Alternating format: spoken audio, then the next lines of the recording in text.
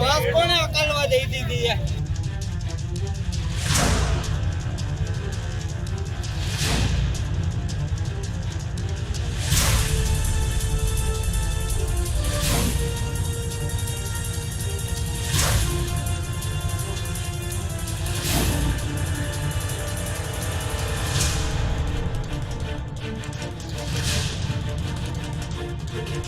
પીધેલો બે હાલતમાં હતો. બરાબર. બધા પબ્લિકે પકડી દીધો. ત્યાં ઈ ભાઈ ડ્રાઈવરના પેસેન્જર ગાડી અડધી વાગે બસની આજે ભરતી માટે કેટલી ગાડી છેટી છે તો બસ અંદર ગાડી વાહન 15 ફૂટ છેટી રાખવી જોઈએ ને આખી અડધું હોન્ડા લઈ લીધું. તે પીધેલો હતો એમ બધા કીએ મેં તો આવ્યો તો પોલીસની ગાડીમાં તૈયારી થઈ ગઈ.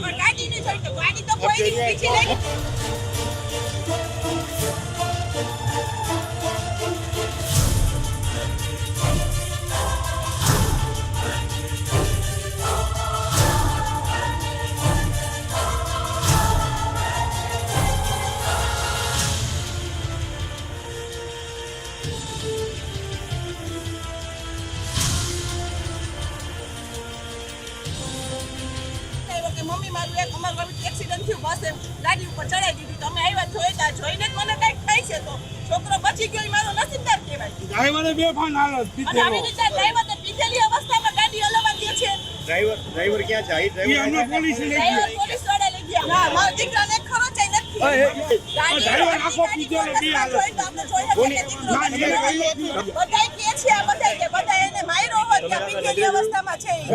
આ ભાઈ આ બસ વાળા ભાઈ ફૂલ પીધેલા હતા દારૂ કોમોમાં હાવ અને કે બસ ચલાવી નહોતા કે આગળ મને ઠોકી અને થાંભલો પાડી નાખ્યો.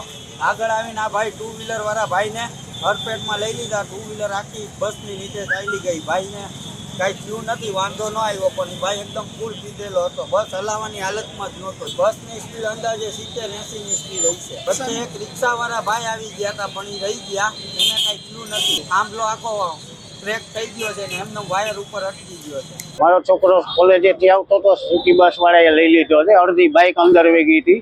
સદનસીબે મારો છોકરો બચી ગયો છે. ડ્રાઈવર પીધેલી હાલતમાં હતો.